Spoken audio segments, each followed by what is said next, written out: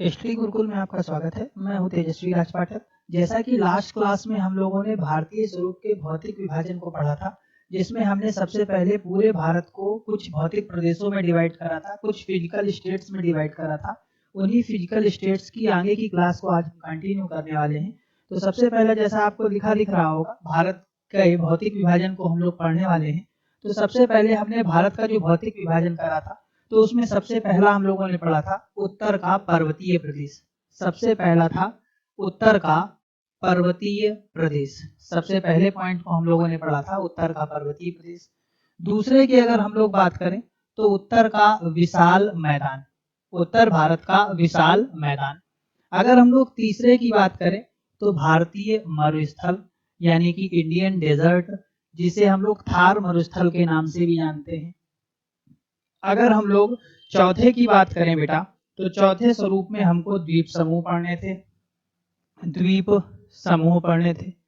अगर पांचवें की हम लोग बात करें तो पांचवें में हमको प्रायद्वीपीय पठार पढ़ना था, जो दक्षिण भारत के कुछ इलाकों में पाया गया। उस पठार को हम लोगों ने प्रायद्वीपीय पठार की संज्ञा दी। और अंतिम रूप से हम लोगों को छठा था, जिसका नाम था तटीय मैदान। तटीय मैदान मतलब भारत के तटवर्ती राज्यों में पाए जाने वाले समतल भूभाग को हम लोगों ने तटीय मैदान कहा। तो ये था कुछ भारत के भौतिक स्वरूप का विभाजन, जिसमें सबसे पहले हमको उत्तर के पर्वतीय प्रदेश को पढ़ना था। तो हम लोगों ने देखा भारत के उत्तर में हिमालय नामक एक पर्वत श्रृंखला पाई गई। कौन सी पर्वत श्रृंखला पाई गई? हिमालय नामक पर्वत श्रृंखला पाई गई। इस हिमालय नामक पर्वत श्रृंखला को हम लोगों ने 4 पार्ट में विभाजित किया था, 4 भाग में डिवाइड किया था। सबसे पहला था ट्रांस हिमालय।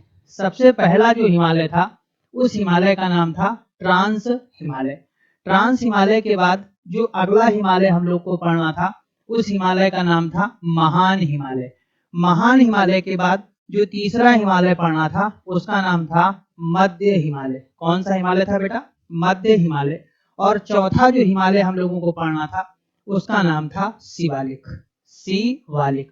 तो कुछ भारतीय स्वरूप के भौतिक विभाजन को हम लोगों ने इन 4 पहलुओं में देखा। सबसे पहला हम लोगों ने देखा कि भारत के उत्तरी प्रदेश में हिमालय नामक एक विस्तृत पर्वत श्रृंखला पाई गई।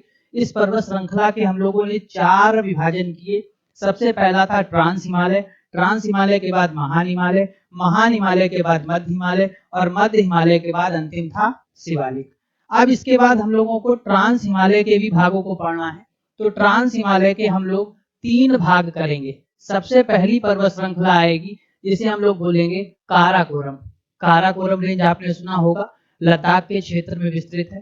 काराकोरम के बाद अगली पर्वत श्रृंखला आएगी लद्दाख, और लद्दाख के बाद तीसरी पर्वत श्रृंखला आएगी, जिसे हम लोग जास्कर कहेंगे। तो ट्रांस हिमालय इन 3 पर्वत श्रृंखलाओं का सम्मिलित रूप है। सबसे पहली पर्वत श्रृंखला हो गई काराकोरम, दूसरी हो गई लद्दाख, और तीसरी हो गई जास्कर। अब हम लोग विस्तार से इन तीनों पर्वत श्रृंखलाओं को पढ़ने वाले हैं। तो सबसे पहले आप लोगों ने देखा कि हम लोगों ने हिमालय को विभाजित करा, और हिमालय में ट्रांस हिमालय में हम लोगों ने काराकोरम रेंज को पढ़ने वाले हैं। सबसे पहली रेंज आएगी काराकोरम पर्वत श्रृंखला। काराकोरम पर्वत श्रृंखला को हम लोग पढ़ने वाले हैं। अगर इस पर्वत श्रृंखला की बात करें तो इसका बेटा एक अन्य नाम भी है, और वह इसका अन्य नाम है कृष्णगिरी पर्वत। कौन सा पर्वत है? कृष्णगिरी पर्वत भी इसका एक अन्य नाम है, या फिर इसे उच्च एशिया की रीढ़ भी कहा जाता है।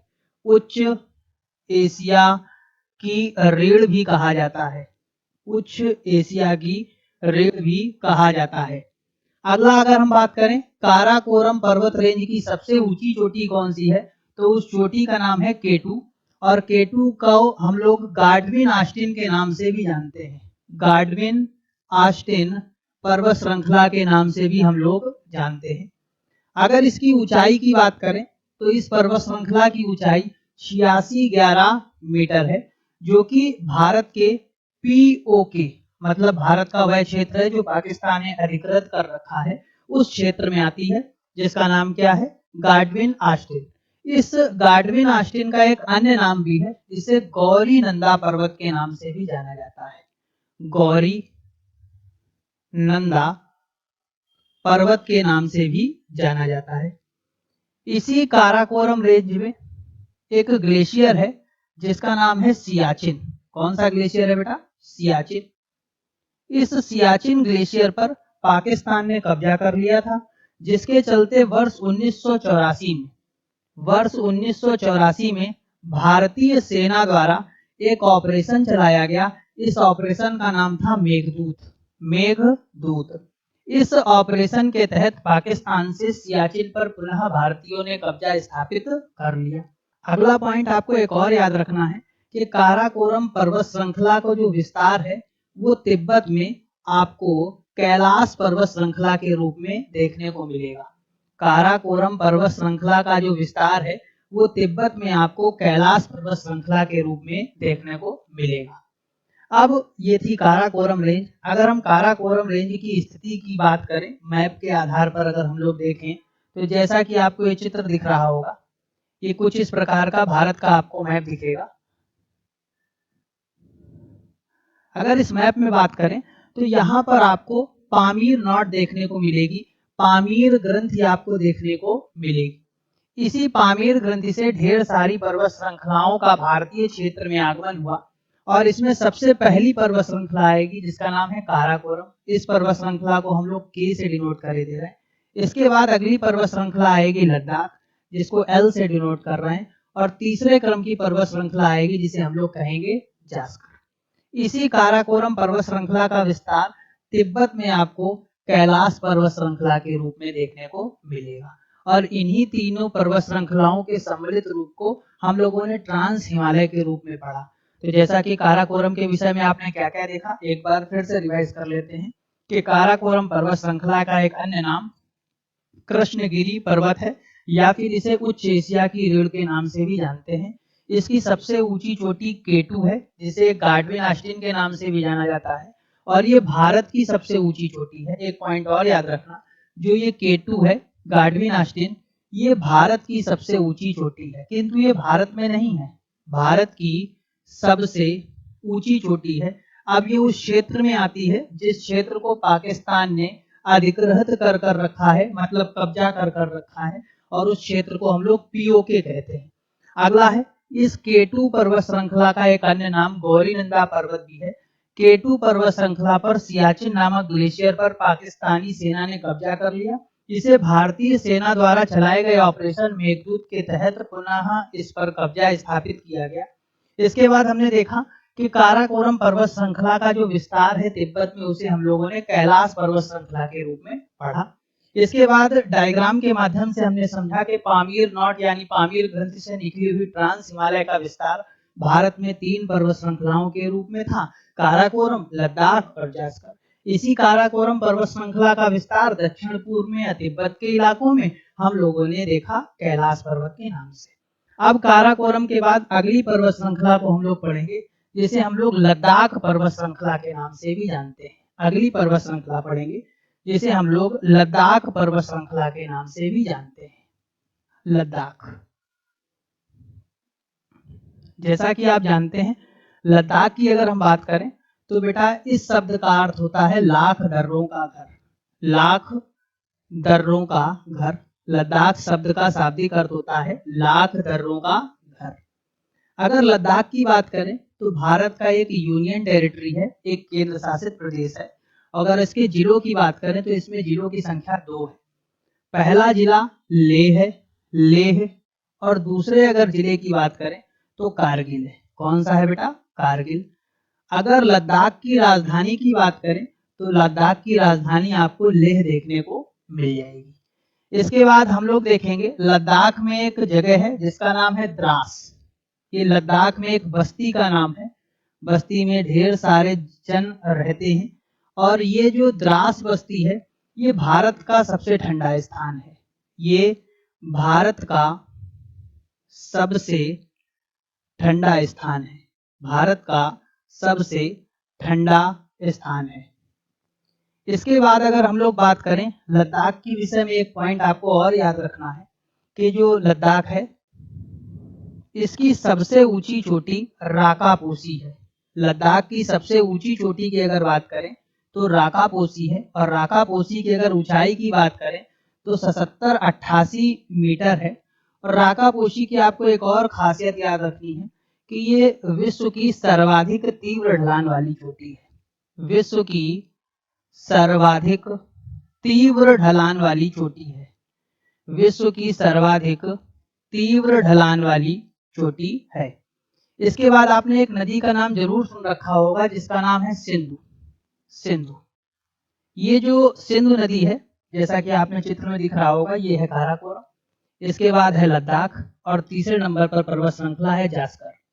जो सिंधु नदी है वो लद्दाख और जास्कर के मध्य प्रवाहित होती है और सिंधु नदी के दाहिने तट पर, कौन से तट पर? दाहिने तट पर जो लेह नामक शहर बसा हुआ है। अगला पॉइंट याद रखना कि सिंधु नदी के दाहिने तट पर लेह नामक शहर बसा हुआ है। एक पॉइंट और याद रखना, ये जो सिंधु नदी है, कौन सी नदी है बेटा? सिंधु नदी है। ये लद्दाख पर्वत श्रृंखला को, लद्दाख पर्वत श्रृंखला को बुंजी नामक स्थान पर काटती है। किस स्थान पर काटती है? बुंजी नामक स्थान पर काटती है। और यहाँ पर भारत के सबसे गहरे गार्ज, जिसकी ऊंचाई 5200 मीटर है, ये भारत का सबसे गहरे गार्ज का निर्माण करती है। भारत के सबसे गहरे गार्ज का निर्माण करती है। गहरे गार्ज का निर्माण करती है, निर्माण करती है। तो हम लोगों ने ट्रांस हिमालय की अगली पर्वत श्रृंखला को पढ़ा, जिसे हम लोगों ने लद्दाख के नाम से जाना। लद्दाख शब्द का शाब्दिक अर्थ होता है लाख दर्रों का घर। लद्दाख एक यूनियन टेरिटरी है, मतलब केंद्र शासित प्रदेश है, और इसमें 2 जिले आते हैं, लेह और कारगिल। लद्दाख की राजधानी भी हम लोगों ने लेह पढ़ ली। लद्दाख में एक बस्ती है जिसका नाम है द्रास बस्ती, और यह भारत का सबसे ठंडा स्थान है। लद्दाख पर्वत श्रृंखला की सबसे ऊंची चोटी राकापोशी है, जिसकी ऊंचाई 7788 मीटर है। ये विश्व की सर्वाधिक तीव्र ढलान वाली चोटी है। इसके बाद हमने देखा लद्दाख और जास्कर पर्वत श्रृंखलाओं के मध्य से सिंधु नदी बह रही है और सिंधु के दाहिने तट पर लेह बसा हुआ है।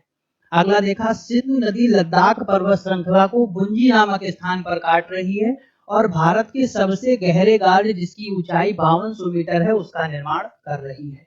लद्दाख के लिए एक पॉइंट और याद रखना, लद्दाख में भारत का सर्वाधिक ऊंचाई पर स्थित पठार है, जिसे लद्दाख का पठार कहते हैं। लद्दाख का पठार कहा जाता है। ये भारत का सर्वाधिक ऊंचाई पर स्थित पठार है, सर्वाधिक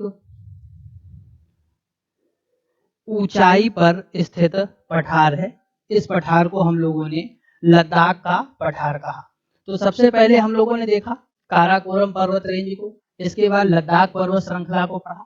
अब हम लोग अंतिम पर्वत श्रृंखला ट्रांस हिमालय की पढ़ने वाले हैं, जिसका नाम है जास्कर पर्वत श्रृंखला। अगली पर्वत श्रृंखला है जास्कर, तीसरी और ट्रांस हिमालय की अंतिम पर्वत श्रृंखला है, जिसका नाम बेटा क्या है? जास्कर। अगर जास्कर पर्वत श्रृंखला की बात करें तो ये लद्दाख के दक्षिण में स्थित है। लद्दाख पर्वत श्रृंखला के दक्षिण में है, लद्दाख के दक्षिण में है और महान हिमालय के समानांतर है, और महान हिमालय के समांतर है, महान हिमालय के समांतर है। इसकी अगर औसत ऊंचाई की बात करें, औसत ऊंचाई है 5800 मीटर, मतलब 5800 मीटर जमीन तल से इसकी औसत ऊंचाई आपको देखने को मिलेगी। इसके बाद अगर इसके सबसे ऊंचे पर्वत की बात करें तो आपको नंगा पर्वत देखने को मिलेगा, या इसकी सबसे ऊंची चोटी की बात करें तो नंगा पर्वत देखने को मिलेगा, जिसकी ऊंचाई है 8126 मीटर। अगर जास्कर पर्वत श्रृंखला के विस्तार की बात करें तो इसका विस्तार आपको उत्तराखंड में देखने को मिलेगा, उत्तराखंड के बाद आपको लद्दाख में देखने को मिलेगा, लद्दाख के बाद आपको हिमाचल प्रदेश में देखने को मिलेगा। तो ये जास्कर पर्वत श्रृंखला थी। एक बार डायग्राम के माध्यम से इसको अच्छी तरीके से समझ लेते हैं। ये सबसे पहले आपको पामीर ग्रंथि, पामीर नॉट दिख रही होगी। इससे भारतीय क्षेत्र में 3 पर्वत श्रृंखलाएं, पहली थी काराकोरम, दूसरी थी लद्दाख और तीसरी थी जास्कर। ये थी काराकोरम, ये थी लद्दाख और ये कौन सी थी? जास्कर। इन्हीं पर्वत श्रृंखलाओं के नीचे आपको महान हिमालय देखने को मिलेगा। ये वाला जो हिमालय था इसे हम लोगों ने महान हिमालय कहा, महान हिमालय कहा। और हम लोगों ने ट्रांस हिमालय से संबंधित तीनों प्रकार की पर्वत श्रृंखलाओं को पढ़ लिया था। अगली क्लास में हम लोग महान हिमालय को कंप्लीट करेंगे। महान के बाद शिवालिक, शिवालिक और मध्य, इन तीनों प्रकार के हिमालय को कंप्लीट करेंगे और इसके साथ साथ हिमालय का विभाजन नदियों के आधार पर पढ़ेंगे। मुझे उम्मीद है कि आज का ये छोटा सा वीडियो आपको जरूर समझ में आया होगा। अगली क्लास में फिर से मुलाकात होगी, तब तक के लिए धन्यवाद।